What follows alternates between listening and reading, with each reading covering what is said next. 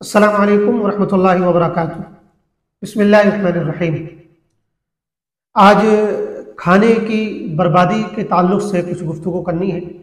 हम सब जानते हैं कि इस्लाम में रिज़्क़ की बड़ी क़द्र व कीमत बताई गई है और ये बताया गया है कि रिज़्क़ ये अल्लाह की नेमत है जिसके बारे में क़यामत के दिन सवाल होगा। इसलिए हुक्म दिया गया है कि रिज़्क़ को सही तरीके से इस्तेमाल किया जाए, उसकी सही कद्र की जाए, उसको अल्लाह की नेमत समझा जाए और उसको ज़ाय करने और बर्बाद करने से पूरी तरह बचा जाए। इस सिलसिले में रसूलुल्लाह सल्लल्लाहु अलैहि वसल्लम ने बड़ी कीमती और छोटी छोटी बातों से मुताल्लिक़ हिदायत नसीब फरमाई है। आपने एक हदीस में इरशाद फरमाया कि अगर दस्तरखान पे तुम खाना खा रहे हो और कोई लुक़मा गिर जाए दस्तरखान पे तो उसको यूं ही मत छोड़ दिया करो, बल्कि फल्युमित मा बिहा मिनल अज़ा, अगर उस लुक़मे पे हल्की धूल वगैरह कोई लग गई है तो उसको साफ करके उसको खा लेना चाहिए। दूसरी हिदायत आपने फरमाई कि जब खाने से फारिग हो चुको तो अपनी उंगलियां चाट लिया करो, फ़इन्नकुम ला तदरूना फ़ी अय्यिहिल बरका, इसलिए कि तुम्हें नहीं मालूम कि खाने के किस हिस्से में बरकत है। हो सकता है कि तुम्हारी उंगलियों पर जो खाना लगा हुआ है उसी में बरकत मौजूद हो। और तीसरी हिदायत आपने इरशाद फरमाई कि जब खाना खाओ तो अपनी प्लेट साफ कर लिया करो, प्लेट में खाना छोड़ देना और उसको ज़ाया कर देना ये इंतहाई नापसंदीदा और गैर इंसानी हरकत है। इस तरह की मुख्तलिफ हिदायतें इस्लाम ने हमें दी हैं। कुरान में भी कहा गया कुलू वशरबू वला तुसरिफू, खाओ और पियो लेकिन फजूल खर्ची ना करो, ज़ाय ना करो, बर्बाद ना करो। मगर अफसोस के आज हम देखते हैं शादियों के मौके पर, मुख्तलिफ तकरीबात के मौक़ों पर कि खाना बेदर्दी के साथ ज़ाया किया जाता है। एक तो ये कि खाने की बड़ी अनवा व अक़साम तैयार की जाती हैं। पहले एक दो तरह का खाना होता था, लेकिन अब तो 10-10 आइटम जो है वो तैयार किए जाते हैं। तो मुख्तलिफ पकवान तैयार करना, मुख्तलिफ अनवा व अक़साम तैयार करना, ये भी खाने की बर्बादी की एक बड़ी वजह है। लेकिन इससे भी ज़्यादा जो हैरतनाक और अफसोसनाक बात है वो ये है कि लोग जब खाना अपनी प्लेट में निकालते हैं तो इतना भर के निकाल लेते हैं कि फिर पहले उन्होंने एक तरह का खाना निकाला, एक तरह का सालन निकाला, अब जब वो उनसे नहीं खाया गया या उसमें उनको टेस्ट नहीं आया तो उस प्लेट को ऐसी जो है डस्टबिन में डाल दिया। फिर दूसरी डिश निकाल कर लाए, उसको कुछ खाया, फिर उसको जो है बचाकर डस्टबिन में डाल दिया। इस तरह भर भर के प्लेट निकाली जाती है और अच्छा खासा हिस्सा प्लेट में छोड़कर उसको डस्टबिन के हवाले कर दिया जाता है और एक बड़ी मिकदार खाने की जो है वो ज़ाया की जाती है। ये बहुत ही ज़्यादा मतलब शर्म की बात है और अफसोस की बात है।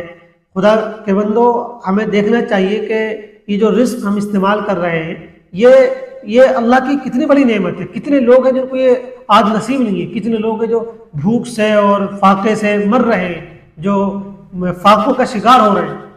और हमें जब शादियों में या इस तरह की तकरीबात में इस तरह की नेमतें मिलती हैं, मुख्तलिफ तरह के खाने मिलते हैं, तो हम उनकी सही कदर नहीं करते। तो भाई सीधी बात है कि हम अपनी प्लेट में उतना ही खाना निकालें जितना हम खा सकते हो। अगर कई तरह के आइटम हो तब भी हम पहला आइटम निकालें तो थोड़ा निकालें, जब वो ख़त्म कर ले तो दूसरा आइटम ले लें, जब वो ख़त्म कर ले तो तीसरा आइटम ले लें। तो हमें अगर ज़्यादा भी खाना है, जैसे कि देखा जाता है कि बाज़ लोगों में ज़्यादा खाने की हवस होती है, तो भाई चलिए आप ज़्यादा खा लीजिए, लेकिन कम से कम प्लेट में जितना आप निकाल रहे हैं उसको पहले फिनिश तो कर लीजिए, उसको पहले ख़त्म तो कर लीजिए। लेकिन बहुत ही अफसोस होता है शादियों के मौके पर देखते हुए कि लोग भर भर के प्लेट निकालते हैं और फिर उसको आधी प्लेट और उससे भी ज़्यादा जो है डस्टबिन के हवाले कर देते हैं। ये इंतहाई गैर इंसानी हरकत है और बड़े दुख की बात है, बड़े अफसोस की बात है। इसमें एक तो जो जिसकी तरफ से वो दावत होती है, जो इंतज़ाम करता है, उसकी जेब पर डबल खर्च पड़ता है। जाहिर सी बात है 100 लोगों को खाने की जगह उसको 150-200 लोगों का खाना, 500 लोगों की जगह 700-800 लोगों का खाना तैयार कराना पड़ता है, क्योंकि उसको अंदाज़ा होता है कि भाई इतना तो बर्बाद होगा। तो एक तो ये इस तरह उसकी जेब पर ज़्यादा खर्चा पड़ रहा है और दूसरा जो बर्बादी हो रही है उसके तो हम खुद जिम्मेदार हैं। हम किसी को नहीं कह सकते कि फला कोई जिम्मेदार है या फला कोई जिम्मेदार है, हर वो शख्स जिम्मेदार है भाई जो खुद अपनी प्लेट में निकाल रहा है।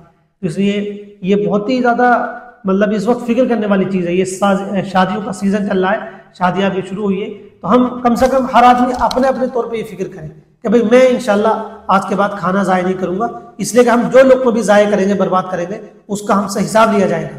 एक हदीस में आता है कि हज़रत उम्मे सलमा गालिबन या हज़रत हफ्सा रज़ियल्लाहु तआला अन्हा एक जगह से गुजर रही थी, तो वहाँ अनार का कोई दाना पड़ा हुआ था। उन्होंने फ़ौरन वो दाना उठाया और उसको जो है साफ करके खा लिया और फरमाया कि वरना ये ज़ाया होता, और ज़ाया होता तो जाहिर सी बात है कि अल्लाह ताला इसका हिसाब लेता। तो ज़रा सोचिए कि हम लोग इस तरह की तकरीबात में कितना खाना बर्बाद करते हैं। हम अपनी प्लेट में खाना छोड़कर तो नहीं आते, हम भर भर के प्लेटें डस्टबिन के हवाले तो नहीं करते। अगर हम करते हैं तो ये इंतहाई नाजेबा हरकत है, इंतहाई गैर इंसानी हरकत है। तो इस्लाम की भी तालीम यही है और इंसानियत का मिजाज भी ये होना चाहिए कि हम कम मिकदार में निकालें और उसको पहले ख़त्म करें, फिर दूसरा निकालें, फिर उसको ख़त्म करें, फिर तो उसको बाद जितना हम चाहते हैं खाना उतना हम इस्तेमाल करें। और इस्लाम में तो ये भी कहा गया है कि भाई भरपेट ना खाएं, लेकिन खैर अगर आपको भरपेट खाना भी है तब भी ज़ाय करने की तो इजाज़त किसी भी हाल में नहीं है। तो ये बहुत ही फिक्रमंदी वाली बात है, हम सबको इस पर तवज्जो देने की ज़रूरत है। और शादियों में एक तो कम से कम अक़साम जो है वो तैयार की जाएँ। बहुत ज़्यादा डिशेस तैयार करना, मुख्तलिफ अनवा तैयार करना, ये कोई अच्छी बात नहीं है। इसमें जो हमारे नुमाइश होती है, जो दिखावा होता है, इसकी वजह से भी खाना बहुत बर्बाद होता है। तो खुदा के वास्ते इस बुराई से बचिए और इस मैसेज को दूर तक फैलाइए, ताकि जहाँ जहाँ भी लोग खाना ज़ाया कर रहे हैं और कोई उनकी तवज्जो नहीं जा रही है, वो मुतवज्जे हो सके और इस गलत आदत से वो बच सके। और जो कई टन खाना जो ज़ाया हो रहा है, ये खाना बचकर जो है सही लोगों के हाथों में पहुँचे और मुस्तहिक लोग उससे फ़ायदा उठा सकें, इसकी भी हम सबको फ़िक्र करनी चाहिए। अल्लाह ताला हम सबको अमल करने की तौफ़ीक़ अता फ़रमाए। वस्सलामु अलैकुम वरहमतुल्लाहि वबरकातुहू।